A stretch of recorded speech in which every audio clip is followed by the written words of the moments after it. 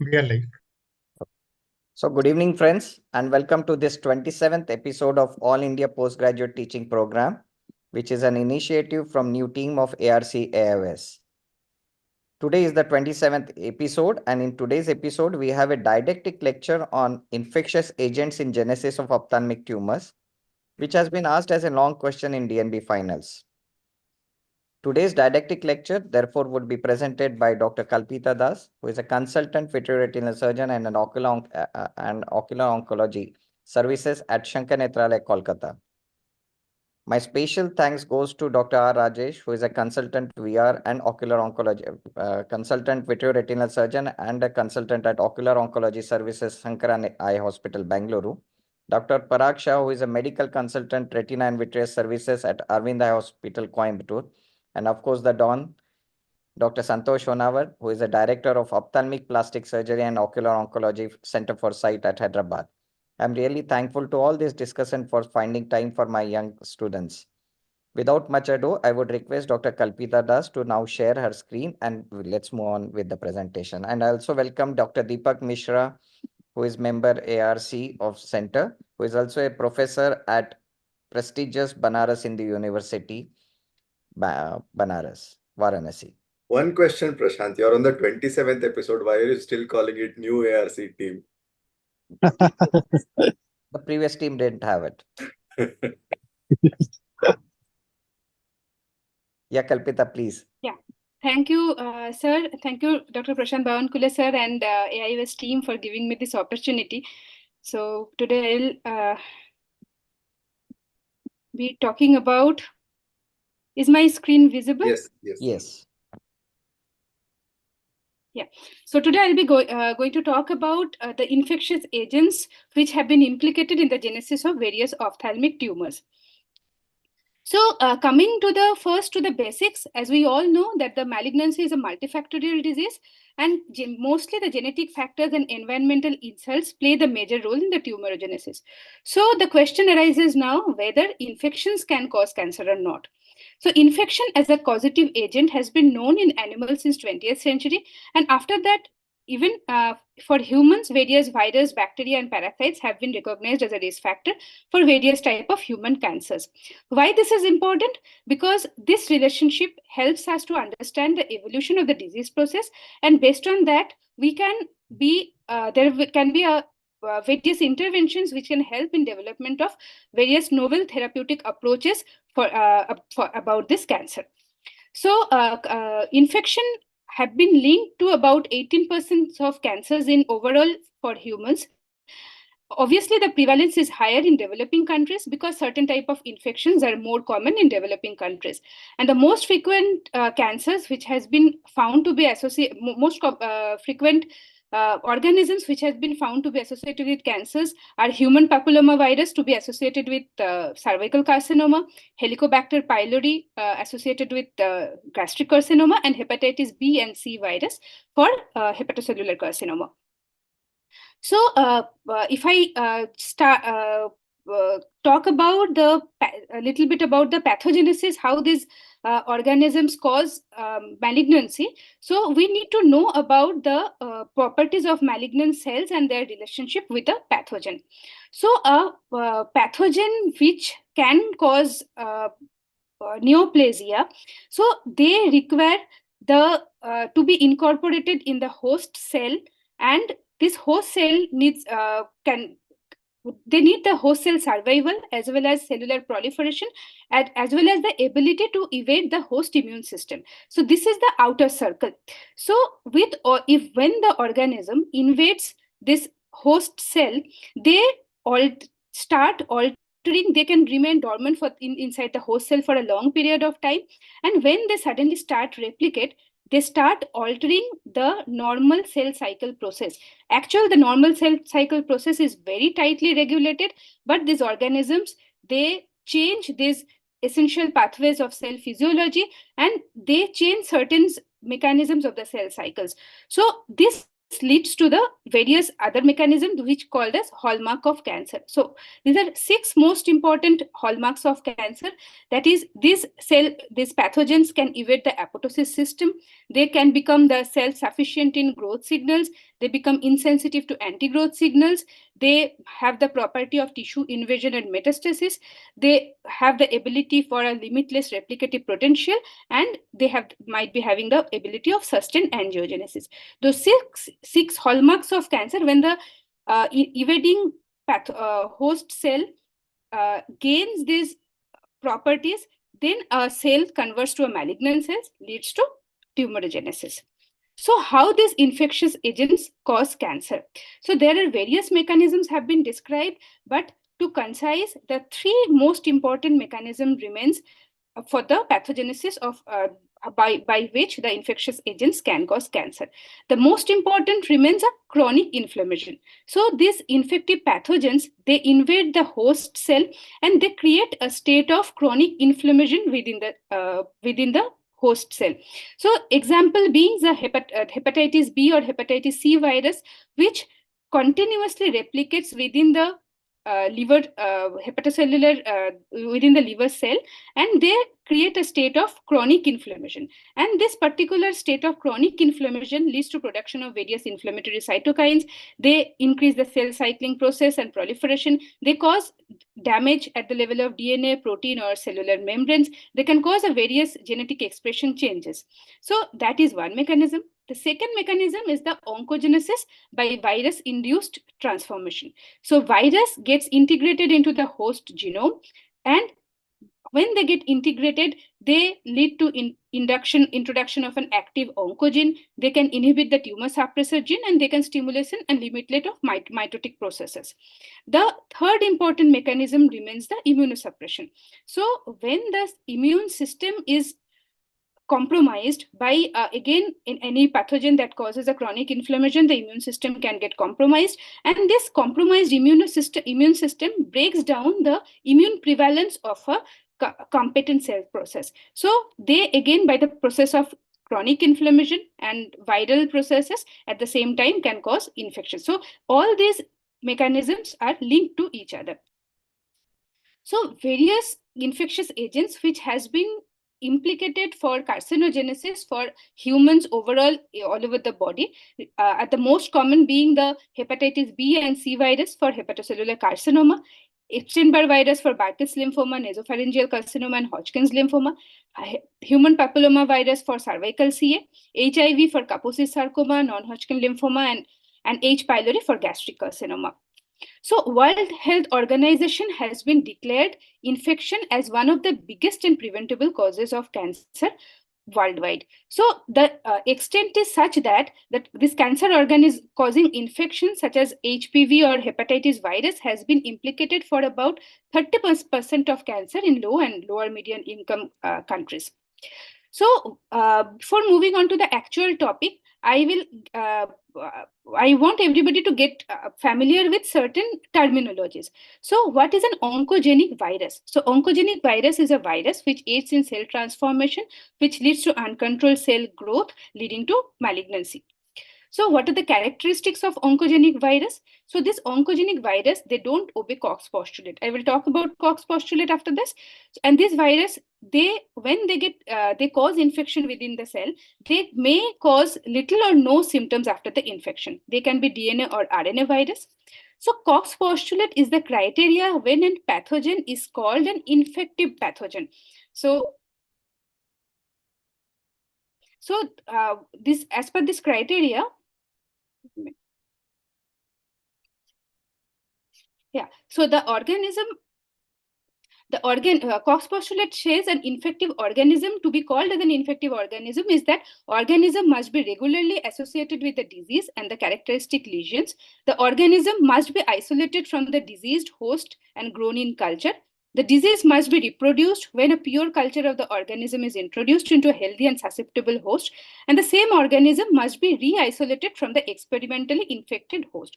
So the infected organisms which actually been implicated to cause malignancy may not always follow this Koch's postulate.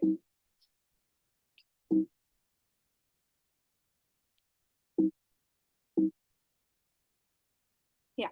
So what is oncogenesis? Oncogenesis, which is also called as carcinogenesis or tumorigenesis, is the formation of a cancer whereby normal cells are transformed into cancer cells. And this process is characterized by various changes at the cellular, genetic, and epigenetic level. So carcinogenesis is a multi-step process. It doesn't happen in a single go. So after the infection, there multiple genetic changes must occur to convert a normal cell to a malignant one. So what are the proto-oncogenes and oncogenes? So proto-oncogene are the normal, that is pre-mutated or pre-disease genes which are present in normal cells. They're conserved in their genomes and they code for proteins which regulate the cell growth and differentiation. So when these proto-oncogenes get mutated, they are called as oncogenes.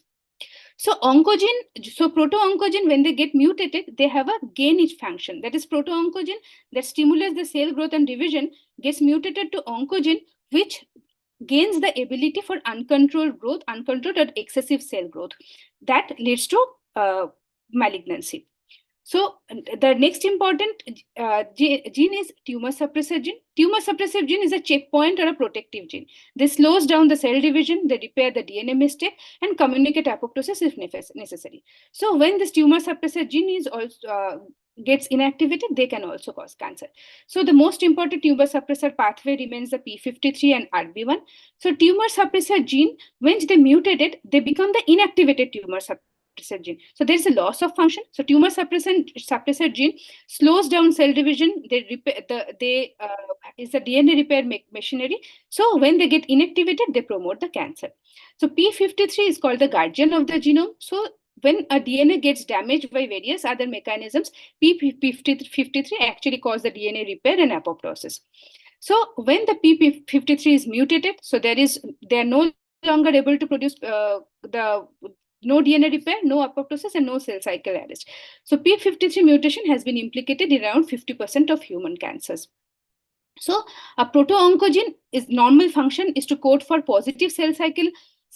So when they get mutated, becomes oncogene, allows for uncontrolled progression of the cell cycle, and tumor suppressor genes are a code for negative cell cycle regulated protein. So when they fail to suppress in both ways, can lead to tumorigenesis. So what are the properties of oncogenic virus? Oncogenic virus, they produce oncoproteins. They have the ability to infect but not to kill the host cells. They can establish persistent and long-term infection. That is, they can remain latent or dormant within the cells for many, many years, and they evade the immune mechanism system. So moving on to the main important part. So how infections are implicated in ophthalmic tumors. For this purpose, we will divide the ophthalmic tumors into two categories. Why? Because first is tumor affecting the ocular adnexa, which involves conjunctiva, lacrimal glands, eyelid, and orbit, and the intraocular tumors. So as we all know that the intraocular contains an immune privileged status. So infections causing intraocular tumors have not been very well described. So moving to, there are hundreds of histologically different types of ocular neoplasms, but because they are very relatively rare, there's no extensive study which shows that infectious etiology is causing the malignancy for ocular adnexal tumors or other ocular tumors. So moving on to how these oncogenes and infectious agents leads to ocular adnexal neoplasia. So this remains the most important table for this topic. So various infection agents which has been implicated for ocular neoplasia remains this few. So Merkel cell lymphoma has been implicated with Merkel cell polyoma virus. Burkitt's lymphoma has been associated with Epstein-Barr virus. Kaposi sarcoma with human herpes virus 8. Extranodal marginal zone B-cell lymphoma with chlamydia psittaci. And squamous cell carcinoma of the ocular adnexa with human papilloma virus. So I will go one by one with all of them. So squamous cell carcinoma of the ocular adnexa, squamous cell carcinoma is an invasive epithelial malignancy which characterized by proliferation of pleomorphic squamous cells. It is the most common malignancy for the conjunctiva and the lacrimal sac, and the second most common malignancy for the eyelid. So microscopic appearance of squamous cell carcinoma can be well differentiated, which exhibits keratinization and intracellular bridges, or the poorly differentiated version which do not exhibit keratinization and intracellular bridges. So squamous cell carcinoma has been shown to be associated with human papillomavirus. And human papillomavirus is a double-stranded DNA virus. So human papillomavirus for an overall thing has been associated most commonly with cervical CA, and they have been classified into high-risk types and low-risk types. High-risk types are HPV-16 and HPV-18, which has also been implicated for squamous cell carcinoma of the conjunctiva, and they have higher risk of extension and recurrence. So how they actually cause cancer? So different molecular studies has been shown that this virus, they penetrate the small traumas in the epithelia to reach the basal cells. So basal cells are the target cells for this virus. So they remain dormant for many years, and at some point of time, the productive stage begins when these daughter cells start from the infected basal cells start to differentiate in an unregulated way, which gives rise to the malignancy. So squamous cell carcinoma of the conjunctiva, the most important risk factors remain UV radiation, human papillomavirus, and HIV/AIDS. So UV radiation also induces somatic mutation in the tumor suppressor gene, which induces cell cycle arrest in DNA, causing damage. And this mutation allows replication of HPV particles. So by mechanism connected to one each other, these organisms can lead to malignancy. So high risk types have been associated most commonly with conjunctival squamous cell carcinoma, and low risk types has been associated with conjunctival papilloma. Squamous cell carcinoma of the conjunctiva has been associated with HIV/AIDS also. There's clear association has been studied between HIV/AIDS and conjunctival carcinoma. So HIV works by the mechanism of immune suppressing the host cell. So immunosuppression reduces the host surveillance, which increases the susceptibility to infection, and this they get transformed by the oncogenic viruses like human papillomavirus, and which facilitates the survival of the viral particles, thereby increases the risk of cancer. So this is a case of this picture has been taken from an article which shows the squamous cell carcinoma. This histopathology type was a poorly differentiated type, and they were highly positive for P16 antibody cell stain. This antibody stain is a surrogate marker for human papillomavirus. And in molecular studies, the HPV transcripts can also be seen within the tumor cells as multiple small brown punctate dots. Moving on to the next, Merkel cell carcinoma of the eyelid. It is a rare malignant scale tumor which involves the sun-exposed skin. So for ophthalmology or ocular administrative structures, less than 100 cases has been described so far. It appears at a single or multiple nodules localized in the dermis or often invading to the subcutis. The most important risk factors remain sun exposure, advanced age, and immune deficiency. So Merkel cell carcinoma has been associated with the virus which is called Merkel cell polyoma virus. Merkel cell polyoma virus is a small DNA virus with a circular double-stranded DNA genome. And this Merkel cell polyoma virus has been isolated and has been seen in around 80% cases of Merkel cell carcinoma. So this Merkel cell polyoma virus genome is actually clonally integrated into the host cell genome, which results in replication of the T antigen, which binds with high affinity and inactivates the RB1 tumor suppressor gene. So that remains the main mechanism. There can be UV-induced mutation, which is not associated with polyoma virus, and the mechanism of immunosuppression, that is this this organism can evade the immune surveillance by an epigenetic mechanism, leads to downregulation of the major histocompatibility complex. So all these mechanisms in one way or the other or by interlinking mechanisms can lead to oncogenesis in this case. So Merkel cell lymphoma looks like a highly red solid tumor in the eyelid. So histopathology shows uniform cells with scant cytoplasm.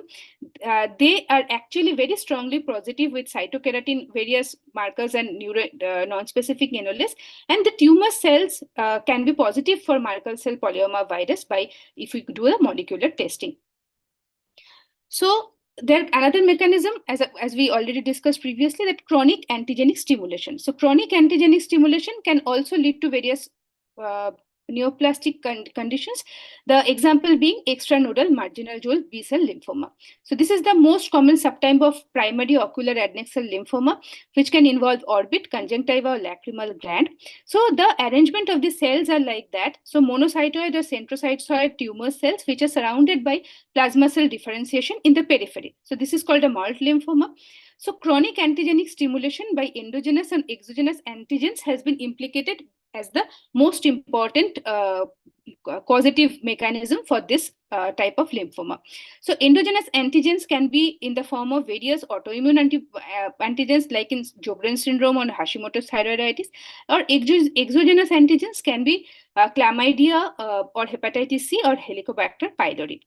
So the underlying mechanism for this condition remains that the specific infectious agents initiates a stage of reactive lymphoid infiltrate in the normally sterile adnexal tissue. So this chronic infection leads to B-cell clonal proliferation, expansion and proliferation.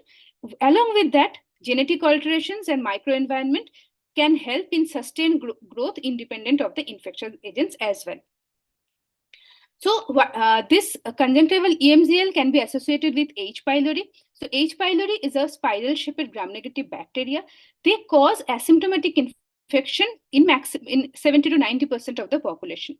The host immune and inflammatory responses that increase the cellular damage and turnover, that thereby promoting the carcinogenesis. H. pylori have a very strong association with gastric mold lymphoma. The same mechanism plays in ocular adnexal lymphomas also. However, this eradication of H. pylori has been shown to cause regression of early gastric mold tumors in up to 80% of cases. But there was no literature which shows the effect of possible eradication of conjunctival H. pylori infection and conjunctival mold lymphoma cases. So another organism which has been implicated for ocular EMZL is the chlamydia. Chlamydia is obligate intracellular bacteria with a unique biphasic life cycle. So chlamydia, the species Chlamydia psittaci and Chlamydia pneumoniae has been implicated most commonly. In 2004, Ferrari and colleagues has found a significant association between ocular EMZL and Chlamydia psittaci. However, in various other geographic locations, this association was not found. And Ferrari and colleagues have also shown that the treatment with doxycycline resulted in regression of the lymphoma in 7 of 9 patients with Chlamydia psittaci infection in ocular adnexal EMZL. Moving on to the next, that is Burkitt's lymphoma. Burkitt's lymphoma has been associated with Epstein-Barr virus. Burkitt's lymphoma is a monoclonal lymphoreticular cell tumor. The most common site of ocular involvement remains the orbit, and there has been strong association with Epstein-Barr virus. So Epstein-Barr virus infection causes germinal B-cell monoclonal proliferation. They can cause chromosomal translocation and MC proto-oncogene, and this leads to monoclonal expansion of the B-cell and proliferation. So coming to the last but not the least, that is the Kaposi sarcoma. Kaposi sarcoma is a malignant vascular neoplasm which is typically seen in the lower extremities and the facial region. This is the most common HIV-associated malignancy. So Kaposi sarcoma is a bright red, painless, flat, raised conjunctival lesion. Sometimes might be misdiagnosed as a subconjunctival hemorrhage. Histologically, it is composed of a matrix of endothelial-lined vascular places surrounded by a population of clonal spindle cell. And conjunctival Kaposi sarcoma can be the initial sole presentation of HIV infection in about 14% of cases. However, ocular involvement in systemic Kaposi sarcoma can be seen around 20% of cases. So Kaposi sarcoma is the most common HIV-related malignancy, and it has been there's a strong association with HIV, and immunodeficiency plays a major role. But from most of the cases of Kaposi sarcoma, the virus which is isolated, that is the Kaposi sarcoma herpes virus or the Kaposi or human herpes virus 8. Because HIV promotes the malignant mechanism of Kaposi sarcoma, which leads to the oncogenesis in Kaposi sarcoma. So how it works? Kaposi sarcoma is a double-stranded virus with an icosahedral capsid. So this Kaposi sarcoma virus binds to the integrins of the cell surface to gain entry into the cells. They remains latent as a circular episome, which connected to the host chromosome via latency-associated nuclear antigen. So it can enter the lytic cycle where the viral genomes replicates within the host genome during normal cell division. And during this latent stage, the virus expresses various loci encoding protein. The various proteins, the most important being the V-flip or the viral cyclin D. And by this mechanism, virus by encoding proteins, it promotes the tumorigenesis. So Kaposi's sarcoma actually looks like a red elevated multilocuted lesions, and demonstration of this human herpes virus 8 within the tumor cells is highly specific for Kaposi's sarcoma, and it helps to distinguish Kaposi's sarcoma from other vascular tumors. So, as I told, that intraocular tumors are not many intraocular tumors has been implicated. The only one, that is the primary vitreoretinal lymphoma, can present in a slightly different form in HIV infection. So primary vitreoretinal lymphoma usually is a high-grade non-Hodgkin lymphoma of a diffuse large B-cell type. It's a subset of primary CNS lymphoma. In HIV patients, primary vitreoretinal lymphoma presents at a much younger age and a very low CD4 count. And this HIV-associated primary CNS lymphoma or primary vitreoretinal lymphoma has been strongly related with Epstein-Barr virus. And Epstein-Barr virus can be detected in histopathological specimens or CSF for these patients.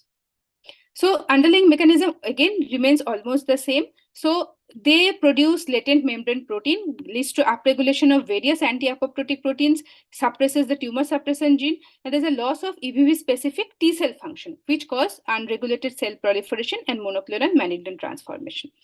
So this is all about the ocular infections which has been implicated to cause malignancy. So I will move to the last part of my talk, which come as the differential for these ocular infections which lead to malignancy. So there are various ocular infections which may not lead to malignancy, but they mimic various forms of neoplasia. So one remains the ocular toxoplasmosis, which can mimic a lymphoma. So they can present with vitreous inflammation, subretinal infiltrates, and there's a case reports, various case reports, and for this particular case report, with treatment with antitoxo treatment led to complete resolution of the disease. So this was an ocular toxoplasmosis which mimic presented as a lymphoma. So orbital aspergillus infection can mimic as an orbital tumor. Ocular toxocariasis, which can present as a ciliary body malignancy like medulloepithelioma. Ocular rhinosporiosis, which can mimic a conjunctival squamous papilloma, or ocular actinomycosis, mimicking the meningioma. Orbital cellulitis sometimes can mimic a rhabdomyosarcoma. And again, the masquerade syndrome, where the primary vitreoretinal lymphoma can mimic the posterior segment inflammation in the eye. Therefore, to conclude, a broad range of ocular malignancies has been associated with infectious agents. A strong association and possible causal relationship has been found between the infectious agent and the development of ocular tumors. And by exploring the role of these infectious agents in the genesis of ophthalmic tumors and mechanism by which they contribute oncogenesis, the diagnostic, management, and prevention of these malignancies might improve. So various antibiotic treatment and vaccines are in process against these infectious agents, which may be valuable in treatment process, and presence of infectious agents may have a prognostic and predictive value also. Thank you. Thank you, Dr. Kalpita, for wonderfully summing up the whole topic, which seemed to be so diffuse, and I was really at a loss at that point of time. So now, can we have the discussion? I would request Dr. Rajesh, Dr. Santosh, and Dr. Parag to join for the discussion and do some complimentary filling of the things which would be helpful to our postgraduates. Santosh, sir? I think it was a very nice talk, Kalpita. You really covered everything so well. And you covered all the ocular tumors that are associated with infections. Nothing has been left. Well, I mean, I would only talk about interventions. Well, having known that some of these infectious agents can cause tumors, how do we use these armamentaria or anti-infective medications, so to say, for the management of these tumors?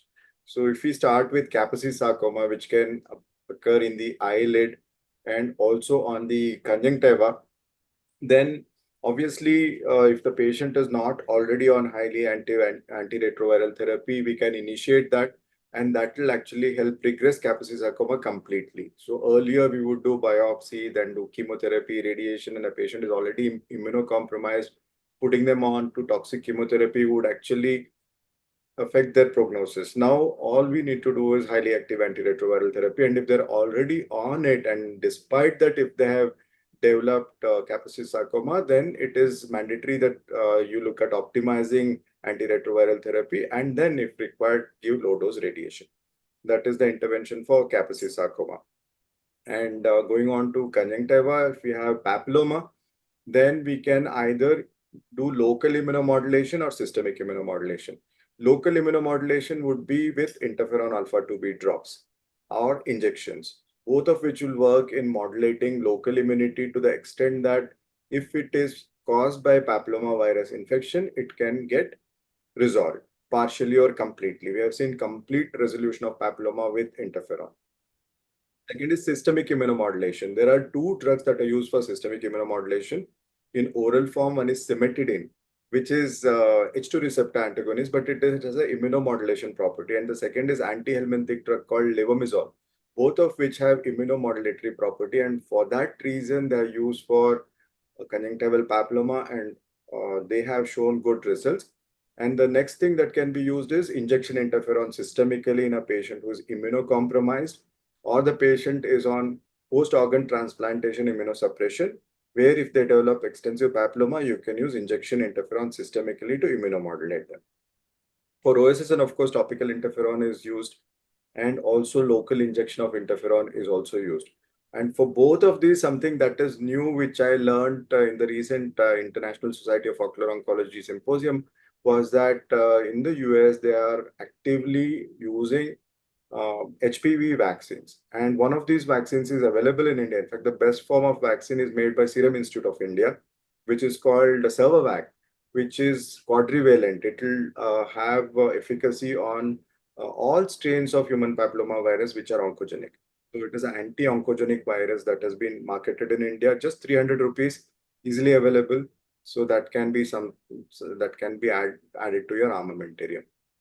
What did I leave? Malt lymphoma, yeah. Tetracycline, doxycycline are used for malt lymphoma empirically, but for ocular malt lymphoma, they are not much useful. For gastrointestinal malt lymphoma, they're very useful, but for ocular, well, you can use it, but not much of effect is, that's all I have to say. Dr. Rajesh. I think I'm short of words. Kalpita has covered and extensively, and whatever the fill in the blanks sir has put across. Only few queries which I had rather than suggestions as such. Why is the intraocular lymphoma, though she did present a few papers, that's only isolated one or two papers which even I had come across, but most of the other papers have never been associated with any of these infectious agents, though lymphoma is one of the key factors which is associated with viruses, but intraocular lymphoma has never been so highly studied or associated with. Why is it? I mean, Santosh sir or anybody can throw some light on it, because I couldn't get. Is it that external surface is associated with other radiating ionizing agents like radiation and other things, while the intraocular contents are much more safeguarded, sunlight and other things, sir? What's your take on that, sir? It's supposed to be not because of oncogenic viruses, but because of the immunomodulation that happens if a patient is infected. In fact, there was a crop of lymphoma that were associated with COVID infection, and that has nothing to do with COVID infection as such or COVID vaccination. That's only to do with the transient changes that happened in the immune system. In fact, the incidence of adnexal lymphoma and intraocular lymphoma has increased. I don't think my reference has suddenly increased. It's just that more and more patients are coming. We have seen at least 3 times the number of lymphoma that we used to see earlier in the past 2.5, 3 years. And that can be attributed to COVID, because most of them give a history of either a COVID infection just before the onset of these symptoms or a COVID vaccination. So change in immunological profile of the patient itself can spawn lymphoma. So there are several factors which have been, upcrop after the COVID infection, even retinal vein occlusion, other things, whether it is really implicated to it, or is it that it is a coincidence? That's the question at large that it's been variously debated as such. And rightly pointed out, sir, we have various patients who had issues with the way the immunogenesis, or the immunology in these patients did help to fight out these viruses. Thank you, sir, for that. Nothing else. I couldn't come out across any article or anything suggesting any other intraocular tumors which are associated with. Retinoblastoma is a long debated thing. Yes, sir. Like, there are instances of bilateral retinoblastoma in children which don't have a familial basis. Basically, none of the parents have it, and there's no family history of retinoblastoma. So there was a raging controversy about retinoblastoma having been associated with human papillomavirus infection, with the child getting the infection when the child passed through the birth canal. That is something that has not been proven, but there has been an ICMR study on it which has shown that it may be associated. That's where they have left it. Dr. Parag? I just want to echo everyone thing that she really covered it very well in a very methodical way, extraocular to intraocular.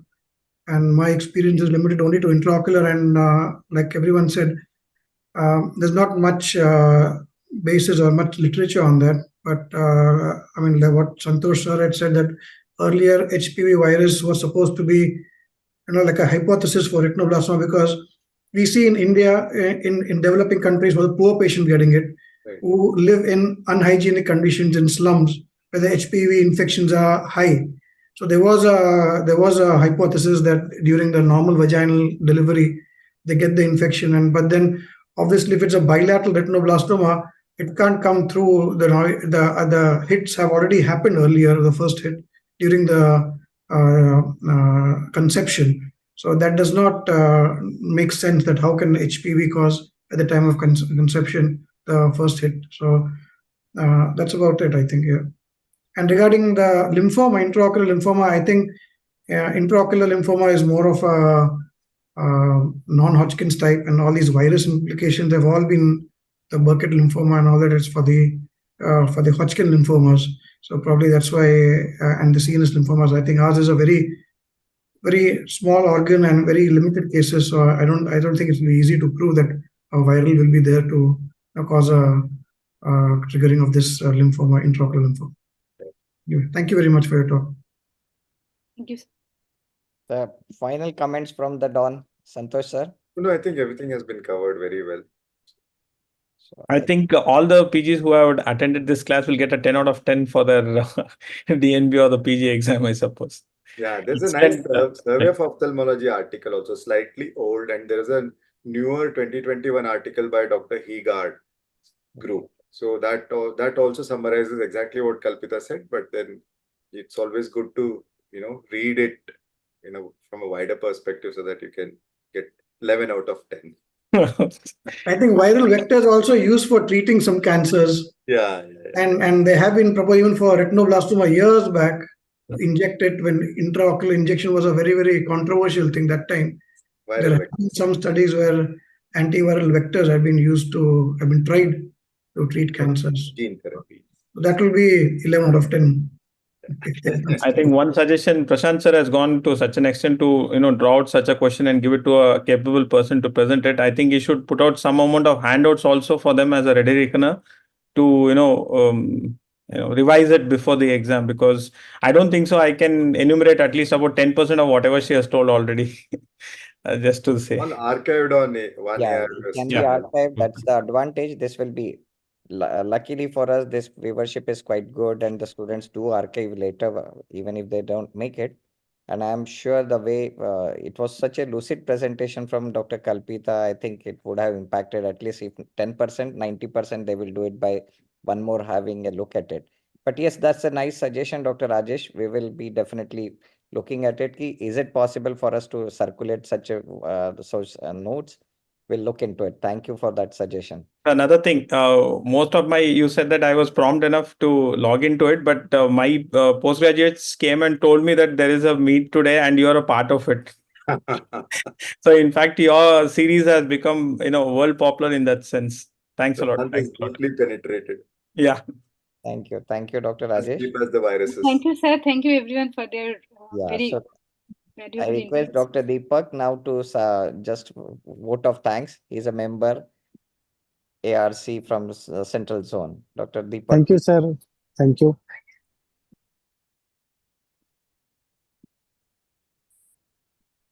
I think Frozen. बहुत ठंडे Varanasi. yes, frozen. Yeah, it's quite cold in north, up north, I believe. Yeah. You can To do it. expand my gratitudes and regards to Santosh Anawar sir, who summarize of all the treatment portions and the agents which are responsible for that. Rajesh sir and Parag sir for a wonderful discussion. And thanks to our President Harbans Lal sir and Chairperson Baunkule sir for starting such a wonderful series for the postgraduate. And just one question, Rajesh sir, as you said, we can have an encyclopedia or we can send it to them. All these ARC webinars are available, AWS ARC webinars are available at the YouTube on the AWS channel. So anyone if want any time, just go to the AWS channel. There is one channel for all the program for AWS. They can go and listen as many times as possible. And that is executive of Santosh sir and Harman sir and Prashant sir, all the GC members of AIS to have such a things at all the platforms. Yeah, and Thank in you, fact, sir. if they Thank you, subscribe, everyone. Deepak, I just wanted to add that if they subscribe to this channel, they'll get automatic notifications of all new editions. So that's easy. And it is keyword searchable. If they simply type virus and tumor, they'll get Kalpita's lecture. Yes, sir. So Very thank you true, sir. once and all, everyone. And it's time for us to log out. And everyone, once more, sincere most thanks for making so much of efforts, Dr. Kalpita, Rajesh, Parag, and of course, Santosh sir. So it's time for us to say bye-bye. So students will be meeting again on the following Thursday at same time at 8 p.m. with something new. Till then, it's bye-bye. Thanks a lot, sir. Thanks a Thank lot. you. Thank you.